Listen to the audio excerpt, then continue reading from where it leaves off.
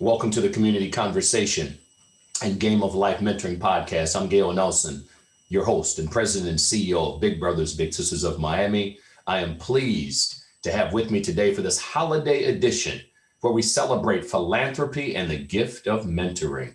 So let's bring in our guest, the CEO, president and CEO of the Miami Foundation, Rebecca Fishman.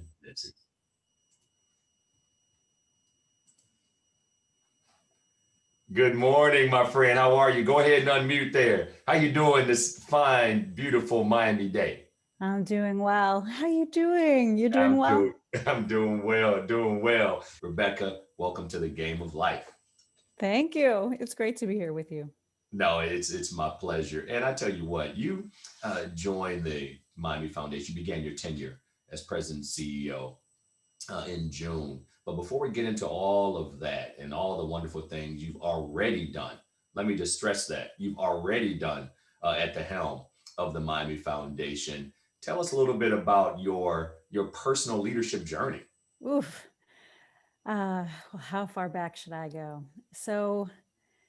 I guess I'll start a bit with just me, the person. I'm the grandchild of Holocaust survivors. And so my upbringing was really an immersion in like trauma and loss and rebuilding, and just kind of set me up for a life of just reflecting on justice and social justice and what kind of society I want to be living in and helping to build. And so my first job out of college, I taught in Harlem, and I think that job just set me off. I taught a group of brilliant little kids, fourth grade, and so they had been through kindergarten, first grade, second grade, third grade. Now they're in fourth grade. This is their fifth year of formal education. And most of my students were reading on a first grade level. I thought to myself, these are brilliant, motivated, capable kids. We have failed them. We have failed them. Like how did this happen in my school? And then as I zoomed out, I saw this happening all across the entire country, that based on your zip code, your outcomes in school, like what we were offering in our public school system across this country was just so deeply inequitable. And it filled me with so much rage and just consumed, thus far for me, the rest of my career. Like that is what set me off. I think based on what I saw at home and what filled me with rage as a kid, and then seeing that play out in a system at large, I was like, I can't let this go. I think this is where I'm headed. And so I stayed within the education space for a while. And then as I began to learn, like, who is making the laws that then are translating into such an inequitable system, I saw down here in Florida, where I was working in education at the time, that there never had been a teacher on the Florida Board of Education. I thought to myself, like, is this how power moves? Like, how is it that there are no teachers' voices on this board? And so I ended up becoming the first teacher to serve on that board. And that's really been kind of the flow of my career, is like feeling an injustice and then figuring out how I can use my time towards that, which inevitably kind of led me where I am today, which is at a foundation, figuring out how to leverage wealth in a community towards justice and equity. Incredible. And that really gives me some context. When we were both on a panel together, I think it's been quite a few months now as it relates to social justice. And have you ever had the feeling, and I know you have, where you meet somebody and it's like, I need to get to know her further. I need to get to know him further because that's my sister from another mother. Oh, I'm serious. I mean, that's how I felt. I mean, your energy, and I know you made a reference to teaching in Harlem. I said, I just need to know more. And so you were a little busy back then, taking the helm in the new position. And I said, one day you will join me on this Game of Life Mentoring podcast. And I'm so pleased that we finally get a chance. Of course, we've talked between the panel and now, but yeah. just really pleased to just learn more about you. And it really speaks to, think about that for a minute. In the 2020, when I say 2020, Rebecca, what's the first thing that comes to your mind? God, I mean, the struggle. This has been a year of struggle and loss and pain. I don't think I have a better word than struggle, but I feel like this was a year of wake up calls Hmm. for us here in Miami, but really for our whole country. Um, yeah, I mean, how about you? When you think of 2020, what's your? We are closing out this year, thank God. Isn't that something? But what's your word this year? The easy thing, the easy answer is people like the year of COVID, but you know what? No, I don't go there. The first thing that comes to my mind, and as we chat today, I think a pivot, and I do think of awakening and just waking up. Yeah, And so when we think about what you just said about those incredibly intelligent children in Harlem, a microcosm of so many children throughout the United States and throughout this world, and underlying condition.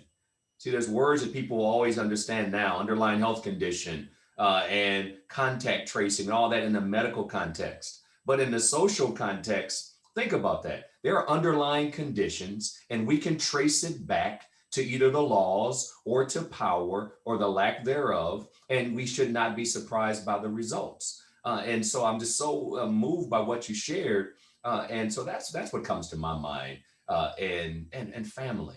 I know you asked me for one, but I'm the host, so I can throw two more in there too, Rebecca.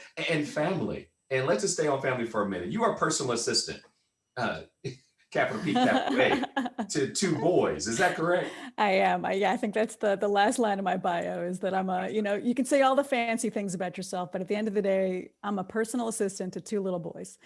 How old are your And boys? they are 10 and 7. Incredible. Not Now so I little saw. anymore. I'm sorry. Go ahead, Rebecca. I was saying that, it happens so quickly. They don't feel little anymore, but I know they are. But I tell you what, you posted a video that I saw, and you were. I mean, my goodness, I don't know if it was Lady Gaga or Rebecca. I mean, I mean, you were banging on those keys, and to see the twinkle in one of your boys' eyes. Was that the 7-year-old that was sitting next to I you? was the 7-year-old. Yeah. Oh my goodness! And so, are you formally trained in music? I mean, I took piano lessons as a kid for a bunch of years, and I took some college classes. So my before I taught, the job that I had landed that was supposed to be my first job out of college was to be a wedding singer. I was very excited. I wanted to be a performer, as a little kid, and I guess I still am now, just not of the voice. And so yeah, I guess that was my informal training. I'm a shower singer, I'm a karaoke gal, and I used to do some songwriting and performing, and it is for me, like, that's my stress relief. When I'm feeling pain, I write, I perform, I sing. And so my kids, on a Sunday morning, when they're trying to like eat their breakfast and play their games, I'm banging on the piano, and I think at first they want me to play something they know, but they've come to really enjoy seeing me in my zone. I love it. I love it. And family. With all the challenges we faced this year, just really family spending quality time together, keeping safe, and I hope and trust that you and your family continue to do so. Let's Thank switch you. gears a little bit, Rebecca, and go a little deeper.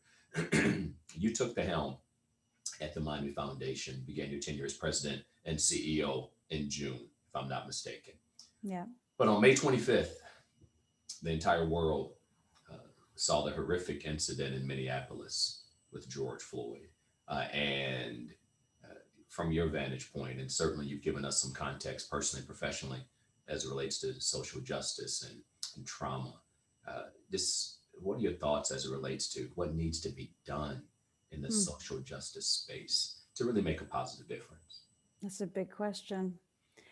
I mean, so what's been really interesting this year is that you can't look away. I think the incidents like what happened with George Floyd, this is not new. This is not new. But now that we have cell phones, everywhere you go, I mean, we're capturing the trauma with a live studio audience, and you can't look away and you can't unsee it. And so I think, I mean, when I said before, like, this year was a wake up, like, that is what happened this year, is that, like, there has been trauma, generational trauma, not even under the surface in our country, but people who would like to pretend that, you know, things are equitable and that's part of our past, I think, had to confront and stare in the face with the fact that, like, this is happening now, and that there are so many systems across our country that are just rife with inequity, and you cannot look away. Like, we must do something, and I think us, like, as well, being home in this moment and in a state of reflection already, it just like it ripped open the wound. And so I've been proud in this year to see people really paying attention and feeling pain out loud, and for it to be a national awakening moment, and not one that just our Black brothers and sisters are carrying by themselves, but that my white colleagues are feeling deep pain and reflecting and feeling discomfort with the status quo. I think it was a very, very important part of our year this year. But I No didn't get question. to your bigger question of like, well, what are we supposed to do? Like what's needed? I mean, if there was a quick recipe for this, we would be doing it, right? Mhm. That's exactly right. And it takes all of us. And I thank you for being an ally. I mean, and you've been in the you've been in the trenches, making a difference, in the space of education. And speaking of education, we talked when I first really spoke with you as president and CEO of the Miami Foundation. We talked about mentoring Mm. and the misconception with a capital M of mentoring, the impact of mentoring, and mentoring being nice, but there's so many other deeper causes. And certainly I am in no way minimizing the other incredible work that's being done. We'll talk about that a little bit later on. But as we talk about mentoring and moving the needle and mentoring not being just nice, but necessary.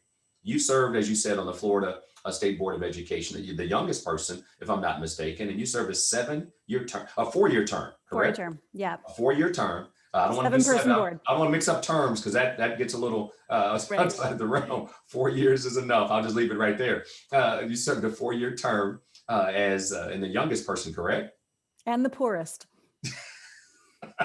Okay, that wasn't in the bio system. But nevertheless, when you think about moving the needle in education and promoting education and resiliency in our youth, what role does mentoring play from your Mm. vantage point and experience? Yeah. I mean, so when I think about this question, like it feels personal. I think anyone who's in a significant leadership role, like it didn't happen by accident, and it didn't happen by yourself. It's like, who were the muses and the mentors and the people who you channeled along the way, or who gave you your leg up and your connections? Um, I mean, for me in that role and in my current life, I have many mentors for myself. I bet you do as well. And when I think about I still talk to my own students from 4th grade. I mean, it's been a long time at this point. They are grown-ups with children and master's degrees at this point. And those relationships last and endure. And it is amazing to see that, a small amount of my time in somebody's life really shaped what they became, for better or for worse. It's a really powerful, I feel like as adults, we forget how much kids are soaking in of who we are and what we do for them. But to make sure that every single kid has somebody who is championing them and who believes in them and will give them access and perspective outside of whatever it is that they already are experiencing, it was really important for me in my own upbringing.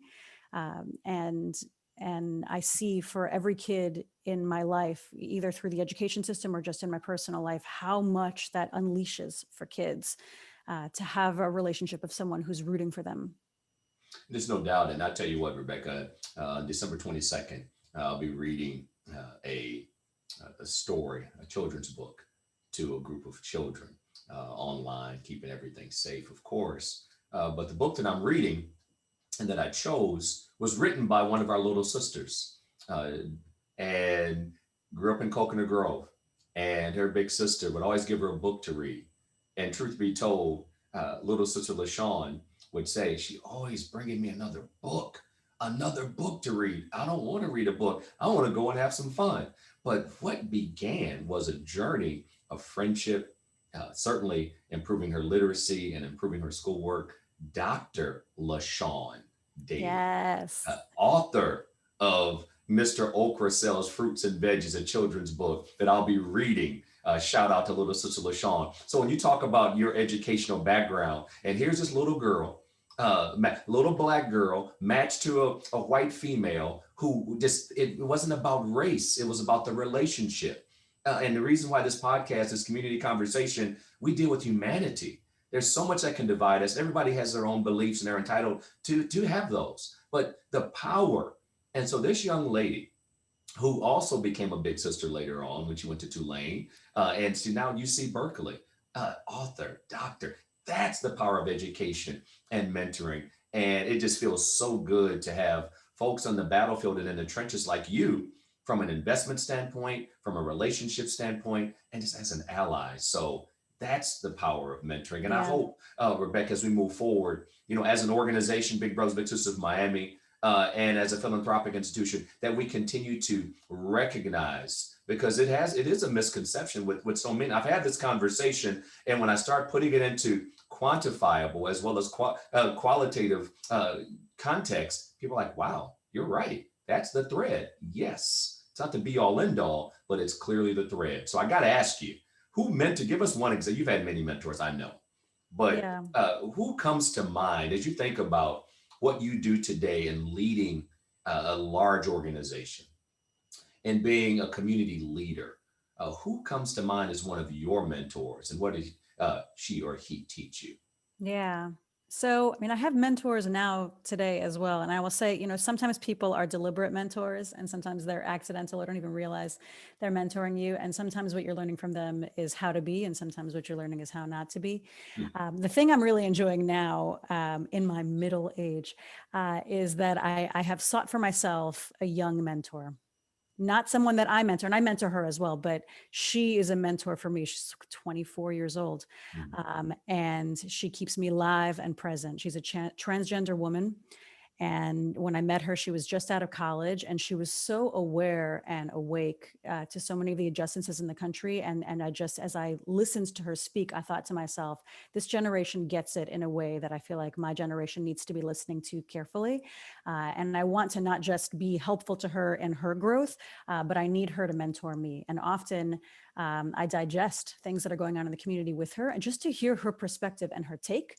And she pushes me, and I really value it. I need it. And so I would encourage anyone who's watching, whether they're a big brother, whether they're a big brother or a little brother, that you make sure that you have generational mentors from different eras who we see things from different lenses from what we inherited in this world while we were living it and freshest. And so I'm valuing my 80-year-old mentors, and I'm valuing my 20-year-old mentors right now.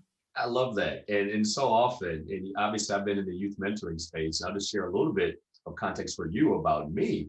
Prior to coming to Big Brothers Big Sisters, I ran a boarding school for juvenile delinquent boys. And I would Beautiful. I would tell them, hey, I would call them gentlemen because messaging matters. Yeah. Secondly, when the state and other officials would come in and say, okay, these juvenile offenders, yeah, they made a mistake, they made bad decisions, but they're not bad boys. I mean, it is so important that our children hear that. But to your point, Rebecca, I learned so much from those young men, and many of them black and brown, vast majority. I like brilliance, resilience, but yet they had there was some street mentoring. They were following the wrong crowd. They were, their companionships were not always very healthy, and so having discussions like that. And to your point, when you think about the inherent assumption that a mentor has to be someone older, or I don't use the word old, I say more seasoned than you.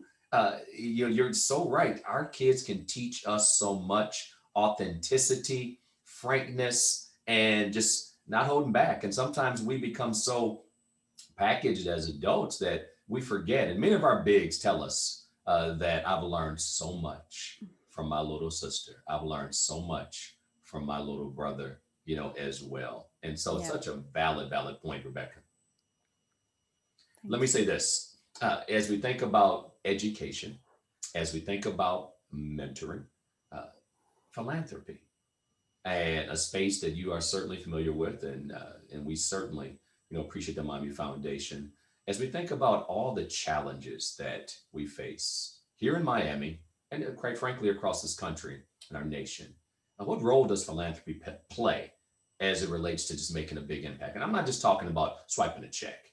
I mean that's the obvious answer. Oh yeah, we fund everything, but no. And as we talk about measurable, meaningful impact, what role does philanthropy play from your vantage point?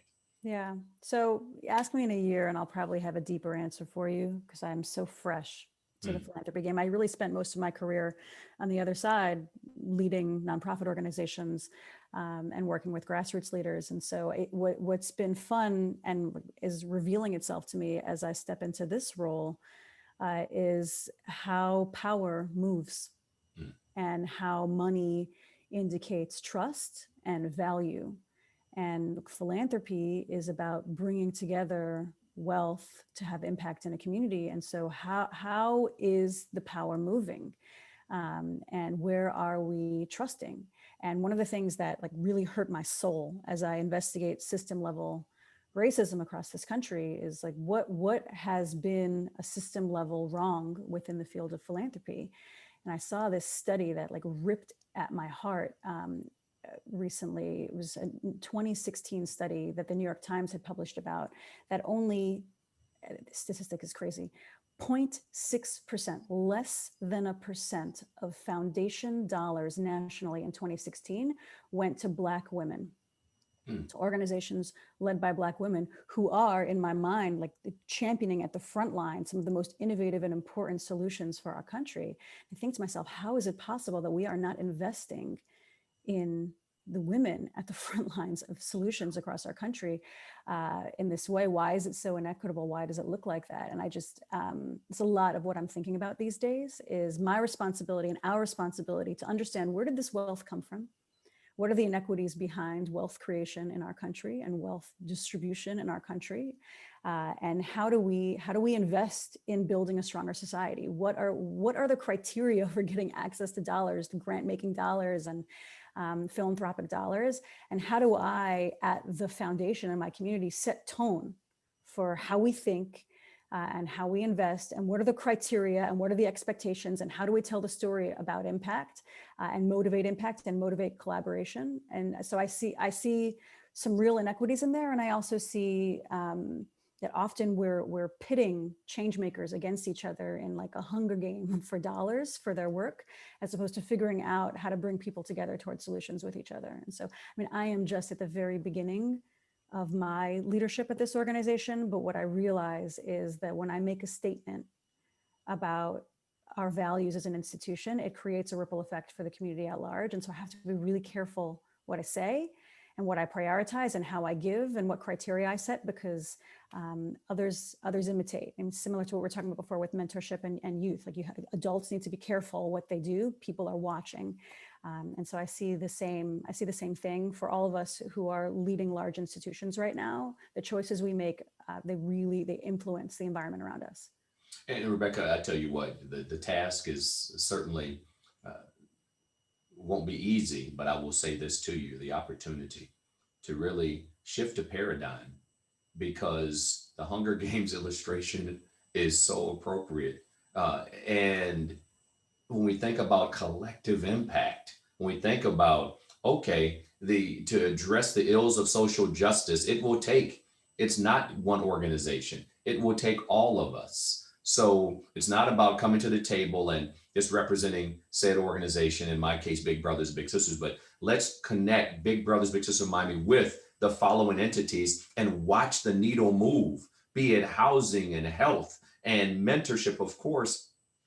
That's, and from my vantage point, because I've seen this movie before, been Mm. part of collaborations, and we had a community compact years ago funded by the Florida Department of Education. Incredible, bringing in higher institutions of higher learning with grassroots organizations, and it works, as opposed to the quote unquote competing for the same dollar. So I know you've probably heard that many times, and again, you can count on me to be there with you every step of the way to assist in helping other organizations, because what I've seen, not only locally but nationally as well, when folks say I want to start a mentoring organization, I say, how about we collaborate and I can help you save a whole lot on infrastructure, and we can still join forces and you can still achieve your goal. That's the spirit that I hope you see more of, not only in our beautiful city but really in philanthropy as a whole. Amen. And so with that, Give Miami Day, your Ugh, first Give Miami Day. First of yes. all, couple words. Wow. Congratulations. Thank you. It's like Hamilton. Awesome. Wow. So I had to go there. And just take us behind the scenes, if you will. Have you gotten some sleep since Give Miami Day? I got to ask you that as well. The truth is no, I have not. I really thought, it's similar to like the end of 2020. Like we think the year is going to end and COVID's gone and all the problems are lifted. And I'm like, no, no, like now behind the scenes is the end of the year push where we're making sure all the nonprofits get the reporting that they need. Everybody wants to make their last donations of the year. Performance evaluations for our team and making sure everybody's strong and growing. So no, I have not slept. I am looking forward to sleeping. But I gotta say, this was a hard year. This was a divisive year, and Give Miami Day just gave me life again, because that day is about everyone standing together. It's about the community standing together, giving together, earning together, and we showed up. We showed up this year in a way that, and it's always been a successful, and it's almost 10 years that this organization, that Miami Foundation's been running this. But I was worried, this is a year of anxiety for people financially. And so we knew that people individually were going to give less, not because they care less, but because they have given and given and given. There's a massive election cycle. People were contributing and contributing and contributing. And then, related to all of the issues they cared about this year, people have depleted to the bottom of their own savings, and also are very anxious financially themselves. And so we knew that individually people were going to have to give less, and that the only way that we could raise more that day is if we like doubled the amount of people who gave. And so it was amazing to see. We had 55,000 donations come in that day, and we raised $18 million in a day, up from 14 the previous year. It was a showing. We showed up. Well, congratulations on that. Congratulations on leading the Miami Foundation. We cherish our relationship. On behalf of all the little brothers and little sisters, I just want to thank you for the investment in mentoring, the partnership. And I really look forward to just having ongoing conversations and partnering with you to help move the needle, to help humanity, and to really continue. And Give Miami Day was just a pivot point. Because what a powerful statement. Miami, congratulations on that. Congratulations to you and your team, Rebecca.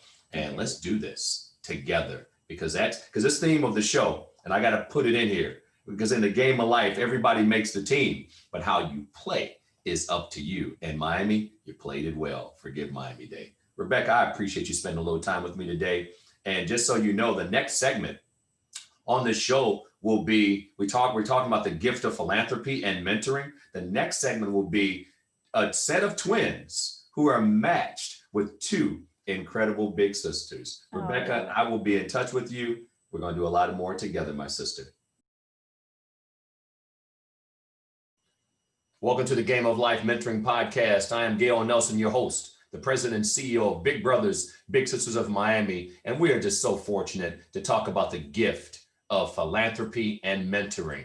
But we had some incredible people that are family. As a matter of fact, we have the whole family here today. We're going to talk about putting up your dukes. Now, some of you may think that talks about fighting. We're talking about fighting for humanity, fighting for pro-social, just relationships. So I am pleased to introduce to our entire network. Not only do we have big sister Allison Weiss Brady, but also big sister Brooke Brown with their littles, who are not so little anymore. And so welcome to the Game of Life Mentoring Podcast and Community Conversation. Allison, how are you doing today? I am great. I'm excited to put up my dukes and share our story with Big Brother, Big Sisters. So thank you so much for having us on today. Oh, Allison, I've known you for a long time, and it just gets better and better. Thank you. Brooke, how you doing? I'm doing great. I'm, coming in from Kansas City. Love seeing my family here on the screen, and thank you so much for having me as a guest today. It's an absolute pleasure. And there are two young ladies side by side. It may say Annette Dukes on the screen, but we got Jeanette and Annette. Ladies, how you doing?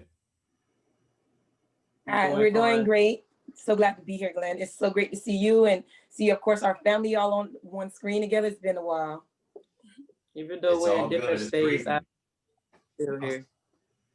Go ahead, Annette. I'm sorry, I cut you off. I said, Oh, No, you're okay. I said even though we're in different states, our big sister we still feel the love, even though we still, we're bigger, but we still feel their love and stuff. Oh my God, I feel the love It was on good this. to I see feel you love too. on the screen. And let me tell you something. There's more Dukes where they came from. And let me tell you something. Destiny Dukes, what's going on? Good to have you with us, Destiny Dukes. How are you? Hey, Glenn, I'm well and yourself. I'm Thanks for doing well. Now, having me. everybody's calling me Glenn. I had an uncle Glenn. I am Gail Gail, Nelson. I'm sorry, Gail. It's all right, Destiny. It's all right. So I know it's all right. This is the beauty of what I love about live. We can talk. We can, I may call. So I'm gonna call Jeanette Annette just to be funny as well. So it's all good. No, I would never do that. So Destiny, thanks for being with us today. Beyonce, Destiny, Beyonce, it all works. It doesn't It's, matter. I love it. But you know what? There would be no Destiny, Jeanette, or Annette without Mom. And we're going to talk to Mom in just a minute. We're going to walk down memory lane first. And then, ladies and gentlemen, we're going to bring in Mama Dukes to talk to us a little bit. So let's start with everybody just kind of chiming in for a little bit. I want bigs and littles working with me on this. We're going to call this Walk Down Memory Lane. So let's start here. Brooke, what's going on here with all four of you all matching and sharp and everything? Yes, well, this actually was an event at Ball Harbor Shops for Fashion Week in the fall. And so I believe it was in 2011. So yeah, we were looking sharp and feeling good, and it was a fun night. You guys definitely do your thing. And now this is a nice one. Annette, talk to me. so this one is when we were at a gathering and we had just haven't seen each other in a little while and we just got together for some dinner here in Miami. Well, there in Miami. Excellent. Now, Allison, I must ask, there's a handsome gentleman in that photo that you may know a little bit about. Who's the gentleman in there? That good-looking gentleman is my husband, Chip. Excellent, excellent. And certainly part of the family. Let's go He now. Let's is, keep on. yes, definitely. Love it. Now, what do we have here? Somebody help me with this one. Well, these are just a few postcards that Allison sent me from all of her different travels. So everywhere she went, she sent me a love, a postcard saying, what she's saying, how am I doing, and she can't wait to see me again. So I just held on dear to those over the years, and I'm glad I did because it's so. Can you tell me how old were you when you got your first postcard from your big sister Allison? Give me roughly. So I met her at 9. I can say I probably got my first card because we were inseparable at first. So I'll say about 13, got my first card, and then I just kept them ever since. I know one dates back to the early 2000s, so yeah. Incredible, incredible. Let's keep walking down memory lane. Brooke, help me with this one. The one on the left of my screen. Go ahead. Yeah, it was, an event, I believe, at Allison's home. And, we like to dress up in Miami style and look good. And, Allison is always so hospitable to us. And so it was a fun night again.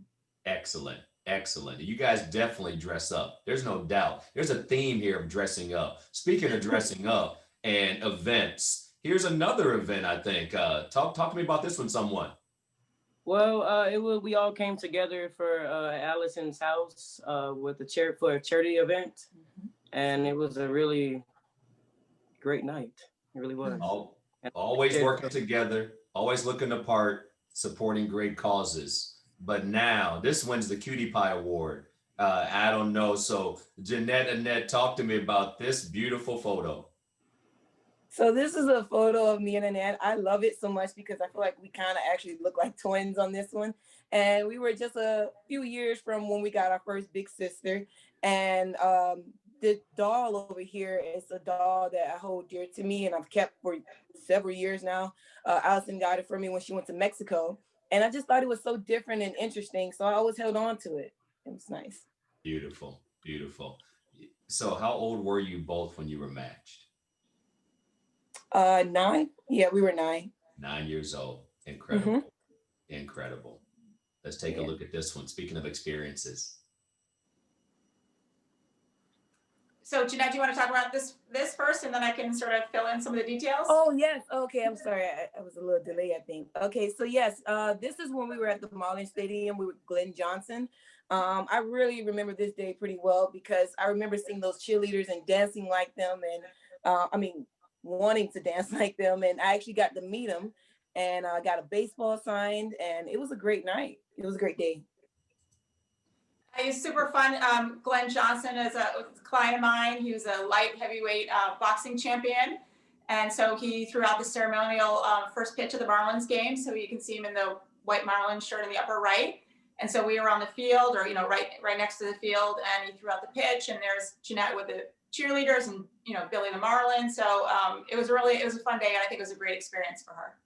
And one of the things I wanted to stress is there's so many opportunities that bigs and littles spending time together, and just incredible.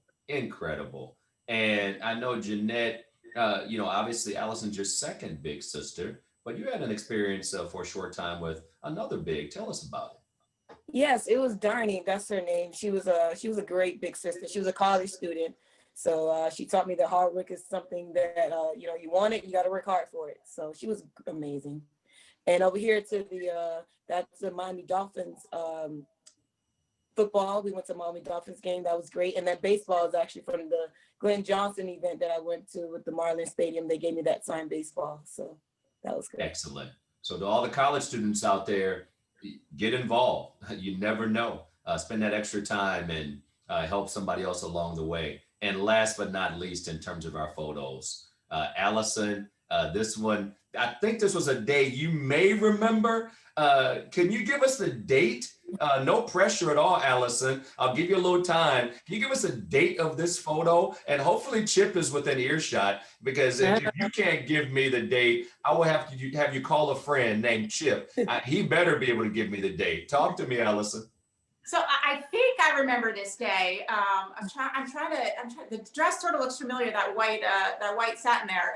March 4th, 2006. So that was Chip and my wedding day, and so I was thrilled that Jeanette, Annette, and their mom could join us, and it was wonderful. It was at Vizcaya Gardens, right in Coconut Grove, so in Miami. It was terrific, and obviously, one of the best days of my life. So I was thrilled that they could be there to join us. Excellent. Beautiful photo, beautiful day, beautiful people. And that concludes our walk down memory lane tour. So now, as we talk about family, thank you all for helping our audience recognize and understand this. It's the little things: quality time, family, attending events, exposing our littles to so many different things. But now I need to talk to Mama Dukes. It's time to put up our Dukes. We're going to talk. And you know what's great about talking to mamas? Mamas can say anything they want because they're Mama Bear. And so, Miss Dukes, thanks for joining us today. I'm glad to be here. Thank you. Now, let's be real for a minute. Tell us about when you signed up your daughters for Big Brothers Big Sisters, and maybe some of the things that might have been said were said to you, and the results of you signing them up. Go ahead, Mama Dukes. Well, when I was a kid, I had a friend that had a big sister, and I couldn't understand how it was her big sister if it wasn't her mother's child or her father's child. Long story short, I found out that it was a program. And so I was fortunate enough to go on a few outings with her. Fast forward 25, 30 years, then I'm a parent. And my twins, their father died when they were 3. And then I found myself in a position, as most of the people in my neighborhood were fatherless children. And so I remembered this program, Big Brothers and Big Sisters. So after talking with some family members and friends, telling them what I wanted to do, I was discouraged by them. They were saying, oh no, you don't want that. It's only white people. You don't want white people in your family and in your business. But I didn't have that mindset. So I applied. I made that phone call. I applied. I did the application. The I guess you would say the caseworker for Big Brothers and Big Sisters came to my house, met my children, got all that information, and said she'll get back with me, and she did. And in doing so, she introduced us to several people, and none looked like us. And I was interested.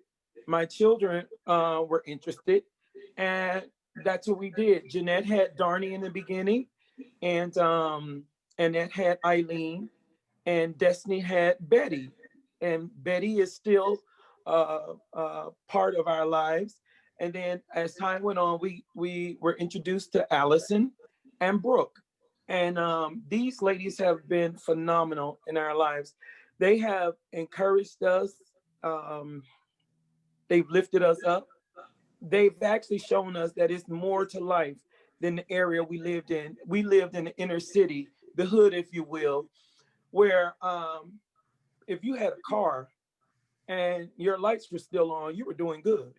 So these people taught us what commitment was and is.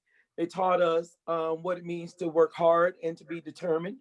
And in doing so, it catapulted me into going back to school, not only as an older woman, but a disabled woman. I went back to school as my children were in high school, and I went to Barry University and I got my master's degree. And my children are following suit. So we were recognized in the Miami Times, which we do call the Negro newspaper, and that's just what we call it. And we were recognized as something good still coming out of the hood. I can't thank these ladies enough, all of them.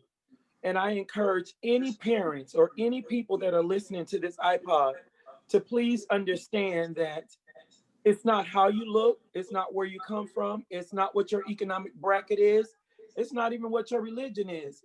People genuinely care about people. And if we take it for what it's worth and apply it, these people can help you find a better path, expose you to better things in life.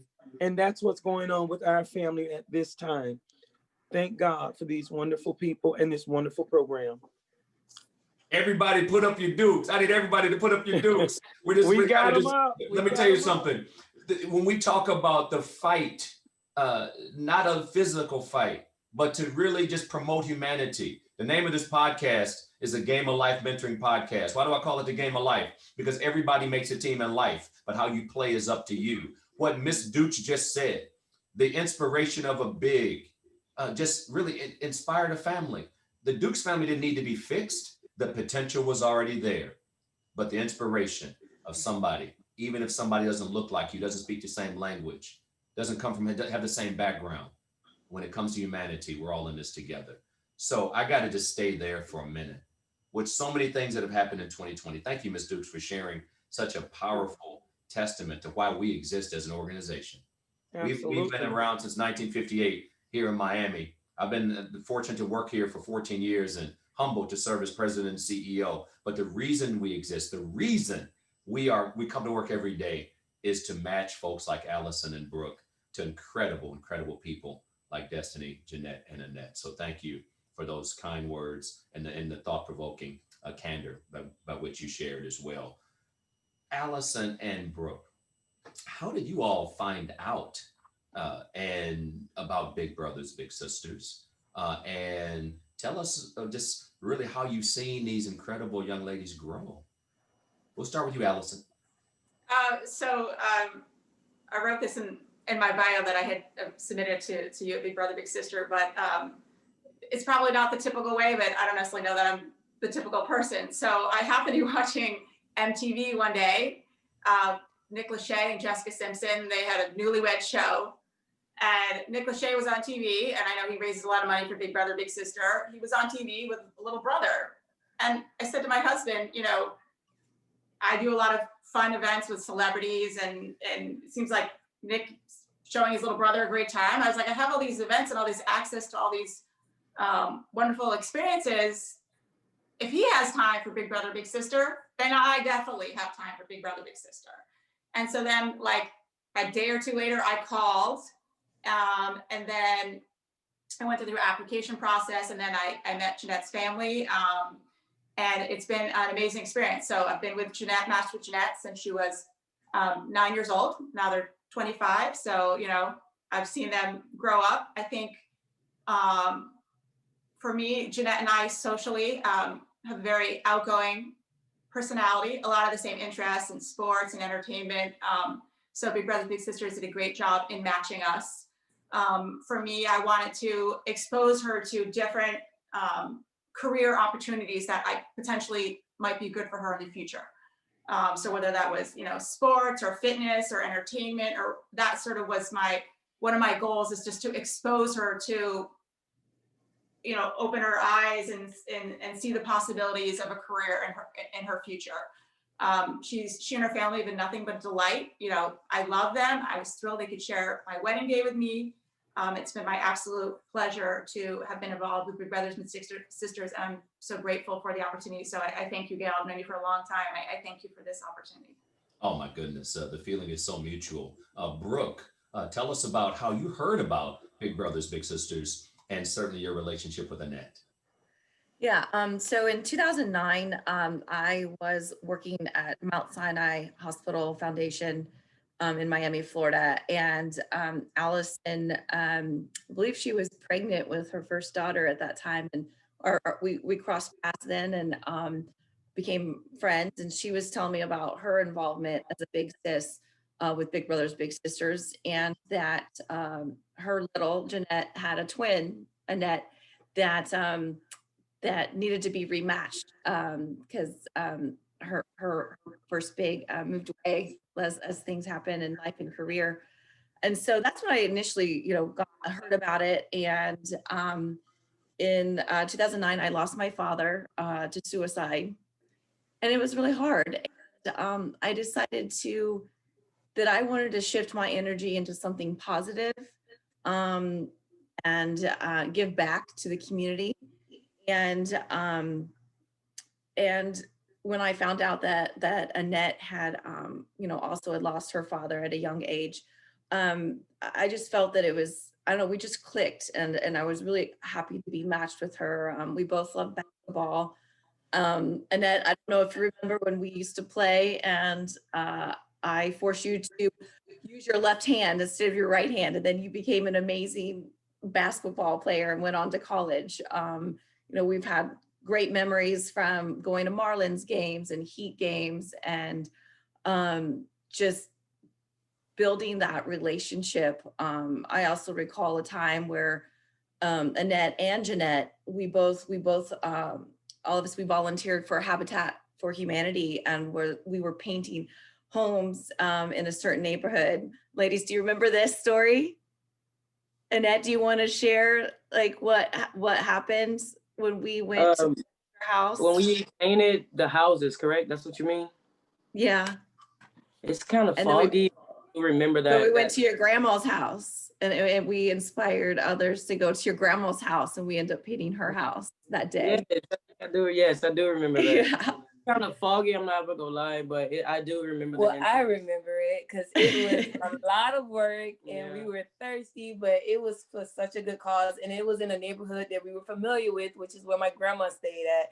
It's not the best neighborhood, but it was great to know that we were doing better for that community. So yeah, so a lot of great memories.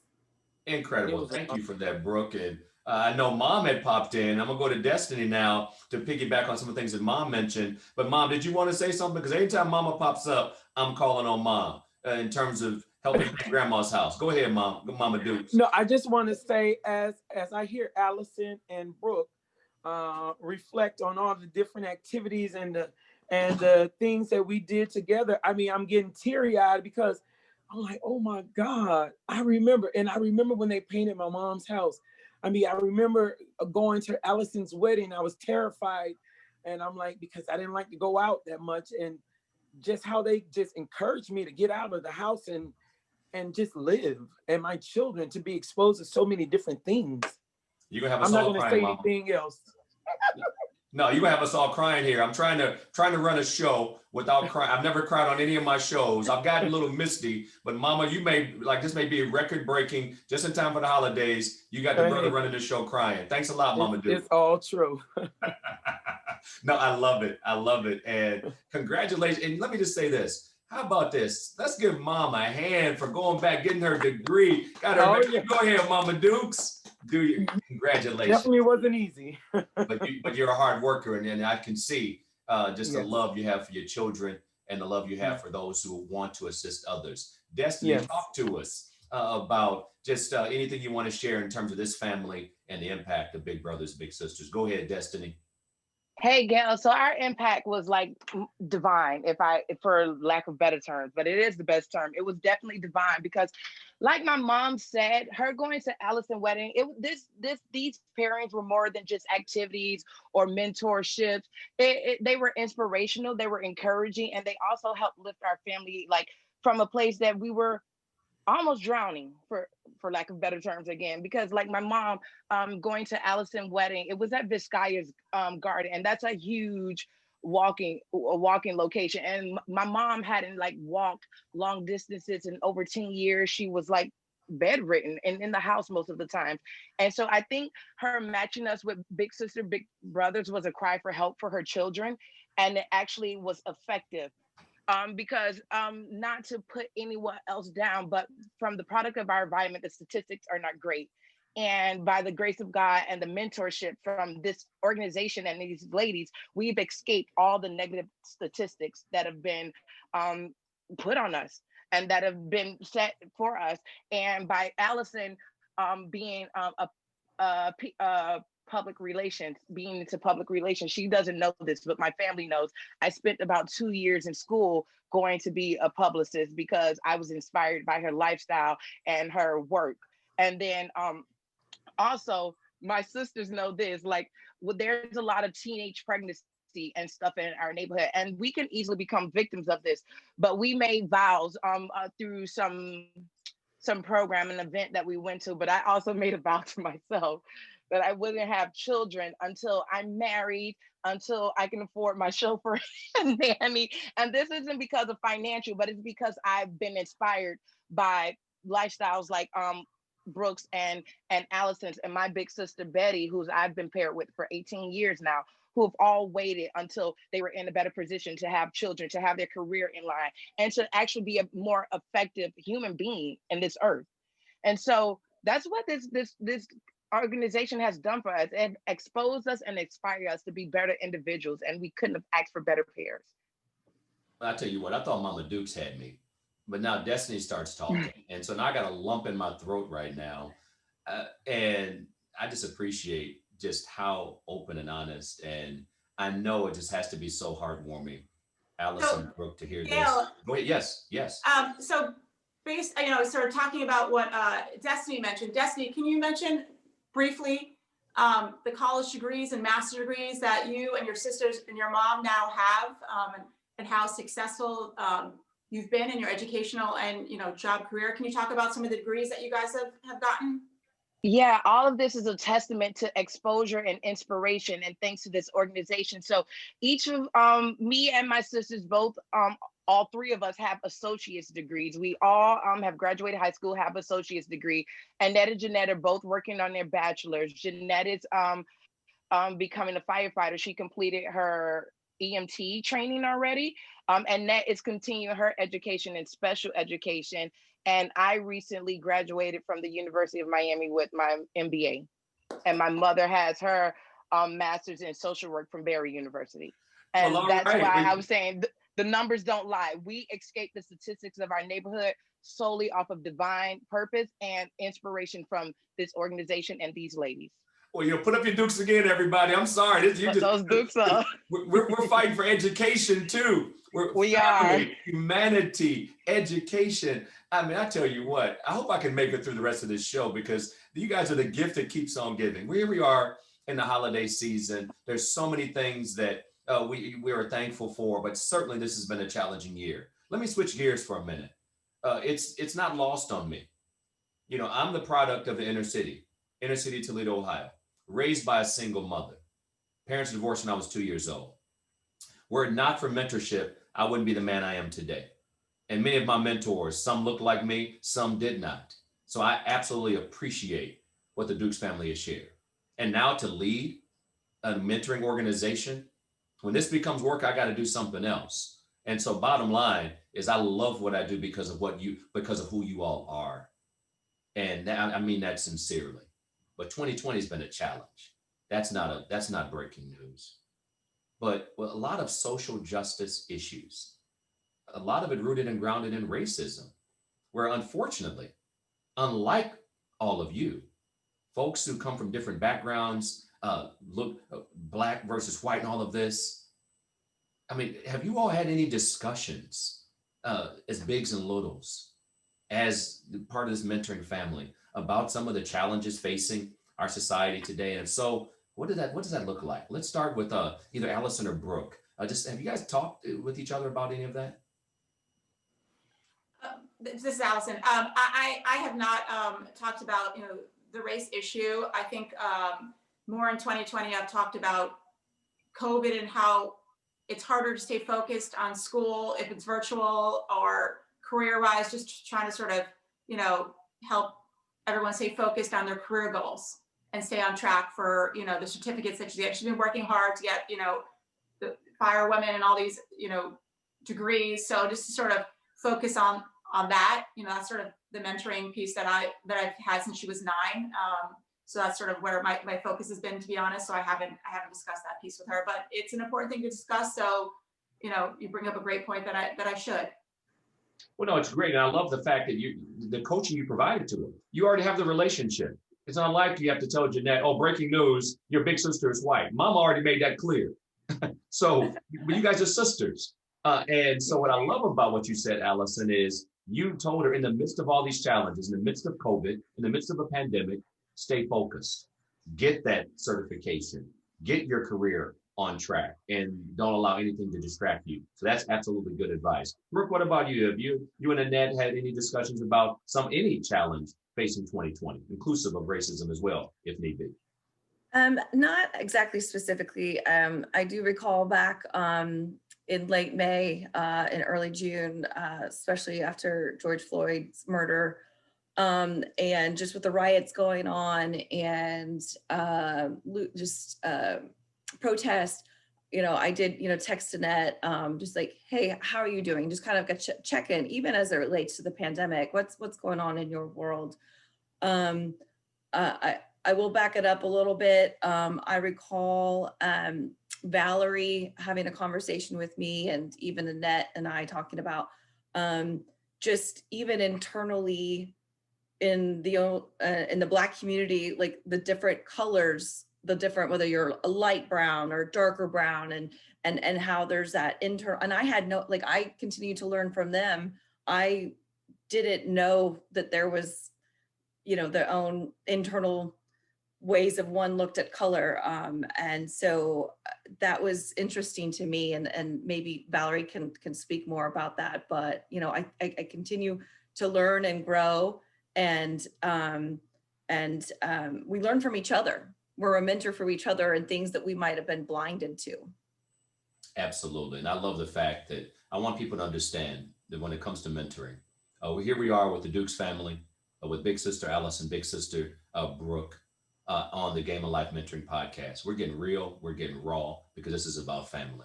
And we're going to hear from Valerie and Destiny as well, because one of the things that in terms of challenges, it's a two-way street.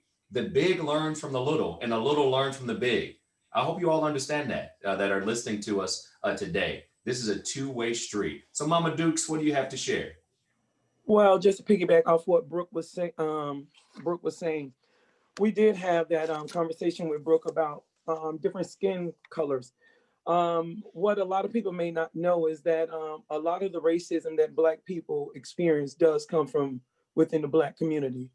If you're a red bone, high yellow, paper sack brown, pecan tan, all those different names. And I happen to have 3 daughters that are of 3 different colors in the Black race. We have Destiny, she's bright skinned. We have Jeanette, that's mocha. And then there's Annette, she's, very dark. And I taught them as little girls, people are gonna stigmatize you for this, this, and that.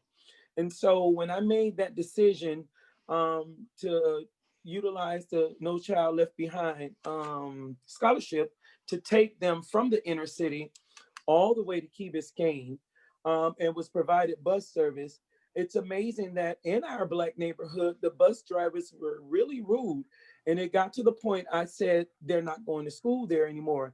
And Allison jumped in and said, Valerie, that's a very good school. You made a good choice. If I have to come and pick Jeanette and Annetta and Destiny, I will. Do not take them from that school. And I never did. I kept them in that school, and they learned a lot. People don't understand, in some of our inner city schools, my children were not getting that same education. And that's something that I want our listeners to know. You have to be strong with the PTA. You have to know what's going on in your community and in your schools, and let our Black people know that it's time to stop discriminating against each other for who's lighter, who hair is better. These are real problems within our neighborhood. And I instilled in my children that people are people. And I know we discuss, about the deaths at the hands of police officers, the discrimination at the hands of people of different race from ourselves. However, I told my children, you treat people the way you want to be treated. And that's what we've done with these wonderful ladies. And these wonderful ladies didn't look at us any differently. They didn't say, oh, they're a little dark. Oh, their hair is a little nappy. No, they embraced us for who we were, and they helped us to be better people. Now, let me ask you this, Mama Dukes. Are you auditioning to be a co-host of my podcast? It sounds like that's what you're doing. You know what? I'm just so thrilled for this opportunity. And I just thank God for all the blessings that he sends our way, and if I can do anything to help anyone, to encourage anyone, or to uplift anyone, and let them know it's more to life than that little area that we're in. So it's time to spread our wings and fly. Oh, beautiful, Mama Dukes. Thank So, you. Gail, this is Allison. So Yes. I, as much credit as everyone's giving Big Brother's Big Sister, which I totally agree with, I have to say that Valerie is the one who has spearheaded all of this. She's the one who has been extremely bright and has pushed her kids to reach their potential. She was smart to sign up for Big Brothers Big Sisters. She was, trying to get her kids into the best schools possible. When there were sorority sisters offering tutoring after school, she signed up. She has done everything she could do to get her kids, give them the best life possible. So I really think there's a lot of accolades that, are due to Valerie and her vision. And Allison, I tell you what, there is no mentoring. There are no matches without Mama, because someone has to sign these children up. So thank you, Miss Dukes, for trusting Big Brothers Big Sisters with your children. Thank you for your resilience. And I could not have put it any better. What Allison said, you have been absolutely, and we are here to support you and your family. So thank you for just being a part of this discussion, so that everybody knows that trust and relationships and humanity is what it's all about. So thank you for that. Amen. Oh, wonderful. Thank you. Destiny, you wanted to share a little bit as well, because I'm going to Jeanette and Annette to talk about why these beautiful ladies, Allison and Brooke, will always be your sisters and always be family. So Destiny, go ahead. Awesome. Well, before we get there, I just want to talk about the times that my big sister and I have talked about race. She's actually Cuban, but off of first appearance, she would look, white. So she was a principal at the first time when I first met her, and I would go out to the schools, and she would introduce me as her little sister. And of course, the students, how's she your little sister? She's Black, you're white. And being that I'm a little fair skinned, that she would lie and say, oh, we have the same father, just like as a joke. And the children knew she was joking, but we went along with it until I think I got like 13, and she thought it was time for a serious conversation. And she had that conversation with me about race and about how to carry myself as a double minority, as a woman, a Black woman in this industry, and how I should, sometimes it was really tangible things, like how you should speak, what type of clothing, how you should cover yourself, because she said that as a minority, you're kind of like an oddball, for lack of better terms. So you always want to be your best. You always want to go above. And she taught me these disciplines that I took with me throughout my life. I'm always wanting to excel above my peers, because I realized that I'm a double minority. And Betty, from the beginning, and along with my mom did it first, but Betty also taught me about how to be a professional and carry yourself here as a double minority. Are you still in touch with Betty, Destiny? I'm actually packing now to go see her. We've been paired for 18 years this October. Oh my goodness. I need to have a reunion. Now, when it's safe to do so, let me just go ahead and put it out there. No pressure, just say yes. I need a reunion in Miami when it's safe to do so. And we're going to have a big, we do everything big in Miami. We're going to have a big dinner.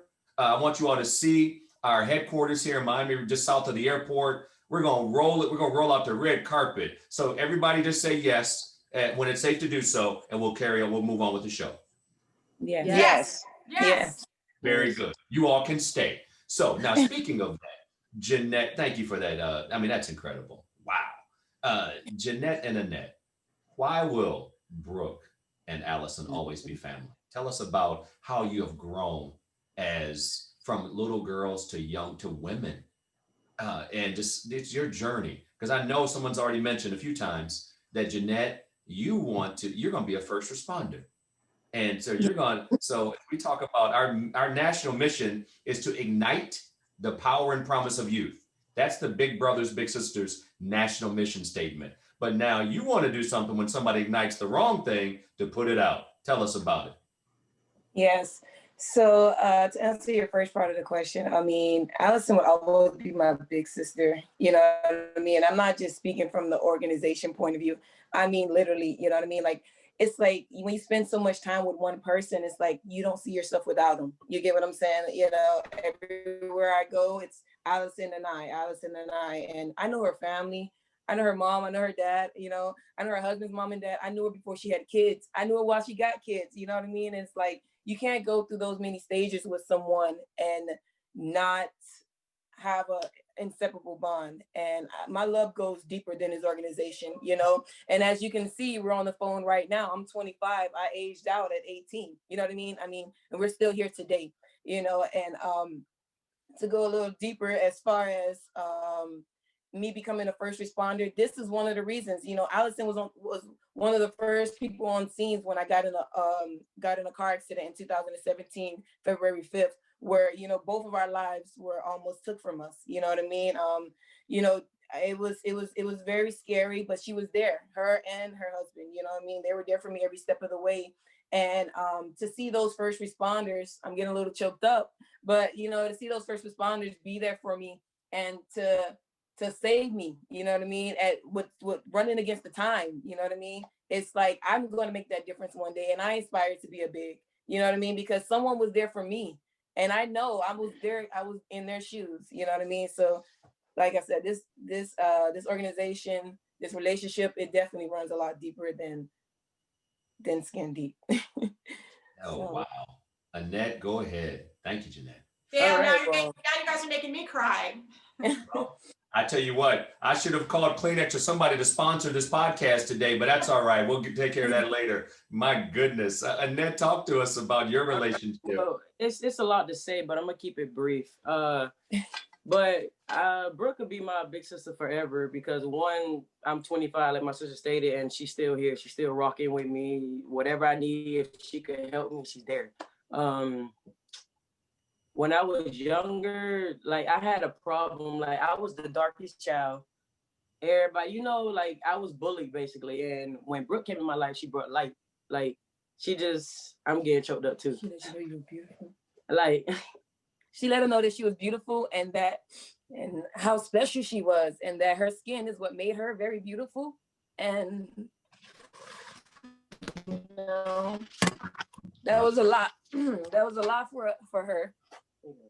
I'm gonna finish. Hold on. Okay. She brought light to me. Like, you know what I'm saying? She told me I was beautiful. Like, you know, stuff like that. Wow. It's just a lot.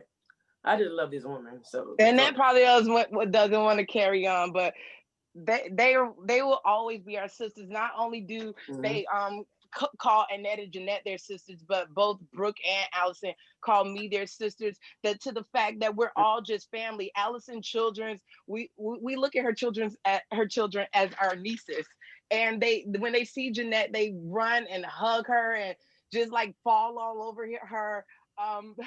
Alice's oldest daughter is the funniest, and she reminds us of us.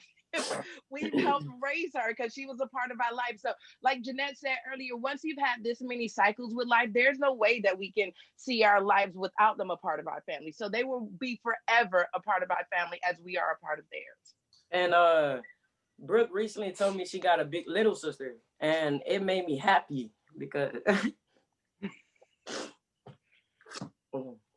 Yeah. It like, you know, I'm not gonna lie, sometimes we had like I had my moments like when I found that Allison was having kids, you know, I don't know, I think I went through what my older sister went through, that whole like, wait, hold on, there's another kid coming along, you know what I mean? And it was tough for me because I felt like I was gonna be forgotten, you know, because she went to doctor's appointments, you know, it was her and Chip, you know, but you know, the fact that she sat me down and talked to me and let me know that this is just another stage in our life. And she didn't have to have that conversation. I'm not her kid. You know what I mean? I'm not her sister, but she took the time out to let me know that this is another stage and we're going to get through it. And I'm glad because I adore both of her daughters and it's just a great thing. And I wish many people can experience it, you know, honestly. her little just gonna be blessed. Just put it like that. And her little's going to know us. Brooke's little's going to know us. You know, we're gonna, if she wants to play sports, we're gonna teach her. We're gonna, I mean, we're family. That's how it is. You stay together. So, I don't know. Sorry about that. No, you It can was just actually, real. it came out of nowhere. I wasn't supposed to be emotional. It just, I don't even cry. It just came out. Gail, for me, one of the best things that I could see is the great education the girls have gotten and inspired to accomplish career-wise, and now the fact that they want to be big sisters to now Brooke's new little sister is just, it goes back to the power of big brother, big sister, and just like the importance that kids see in this mentorship program and the value that we as adults see. Brooke signed up again, you know what I mean? It just shows how rewarding it is for both the big and the littles. Incredible. Brooke, go and ahead.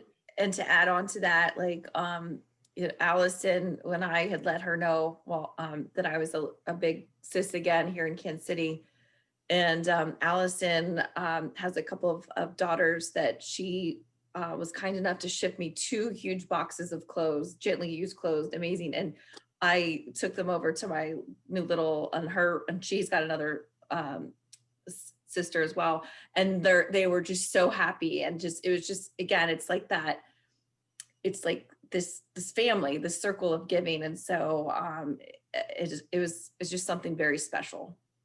Well, ladies, before I close out the show, you all are the gift that keeps on giving. Mentorship is the gift that keeps on giving, as evidenced by what you all have said today. Here we are, and the Tuesday before Christmas and in the holiday season. Tell me what you all are doing for the holidays. Let's start, Brooke, let's stay with you. We'll go with Brooke, Allison, then the girls. What are y'all doing for the holidays? Well, I'm very excited and happy that I just finished my first semester. I'm going back to school to get my MBA. So I'm actually taking a little break from working from home and studying from home. And my boyfriend, Joe, and I are going to go to Arizona and get some hiking in and golfing and some warm sunshine just for a nice little break. So that's what we plan on doing. Wonderful. Allison, what are you doing for the holidays? So we are actually having family come visit us, RV style, to be socially distanced safe. So that's a new experience that we had earlier this summer.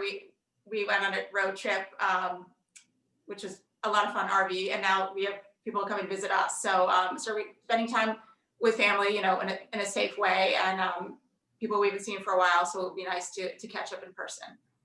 Excellent, excellent. Jeanette, Annette, what are you doing for the holidays? Well, I'm a vegetarian, so I found out this new vegan recipe for the holidays that I want to put together, and I'm gonna make her eat it, even though she doesn't want to. I love vegan food. Like, I love it. Oh, that's I new love it. because the last one, it wasn't good for her. But whatever. Hey, So breaking news. Hold on a second. Breaking news. Annette is down with the vegan food. You go ahead, yeah, girl. I was scared at a point. I'm not even gonna lie. You know, that's like drinking diet soda or diet something, you know? So I just was kind of frightened, but I ate it, and I just said, okay, it don't even matter to me. Whatever's in there, we eat it. I eat both. So So we're gonna do that, and we're gonna just do something small at the house. I mean, we don't have many friends. We have a few friends that she had from her coworkers probably come over, and we're just gonna do something small at the house. We already did our vacation. We just came back from Miami, so yeah, we're just gonna keep it small. Very good. Destiny, I'd be remiss if I didn't ask, what are you doing for the holiday? You said you're about to take a trip. Talk to us. Yeah, and then well, we kind of celebrated the holidays early, and then Jeanette came down from Texas for my virtual graduation. So we exchanged gifts, we took Christmas photos, we did the Christmas tree thing. We had our holiday celebration early, between my mom and my sisters and I. And since that last week, I've been traveling. I've traveled twice, and now I'm going to see Betty for the holidays, and then I'll be back and spending it with my mother. We're going to be in the house because we got to be safe. It's crazy here in Florida. Absolutely. Where does Betty live now? She's in St. Pete Beach. Okay, not too far away. Nope. Gail, I also want to say, I'm going to add Brooke in here too, but just to say how proud we are of Jeanette, Annette, and Destiny. I just want to say just congratulations to them at all their hard work. They see that it has come to fruition to them. They're reaching their goals and their dreams, and I couldn't be prouder. Thank Thank you. you. Well, ladies, it has been an absolute pleasure Yes. to have each of you, family, on this Game of Life Mentoring Podcast and Community Conversation. Your love for humanity, your love for one another, this is one of the best podcasts I've ever done. I mean that sincerely. I've had athletes on, I've had actors on the show, but the bottom line today, especially during a trying 2020, this is the last podcast of 2020. So you all are closing out a very challenging year with a whole lot of love, a whole lot of family. And I tell you, we need more of that in 2021. So the best, the happiest, safest holidays for each and every one of you. And remember, on the Game of Life, everybody makes the team, but how you play is up to you. If you want to get involved with Big Brothers, Big Sisters here in Miami, 305-644-0066, or just hit us up right on online at bbbsmiami.org. Or guess what? Follow us on social at bbbsmiami. Brooke, Allison, Mama Dukes, Jeanette, Annette, and Destiny. Thank you for joining me today. Happy holidays. Thank you. Thank you for Thank having you. us. Have a Happy good day. holidays. Thank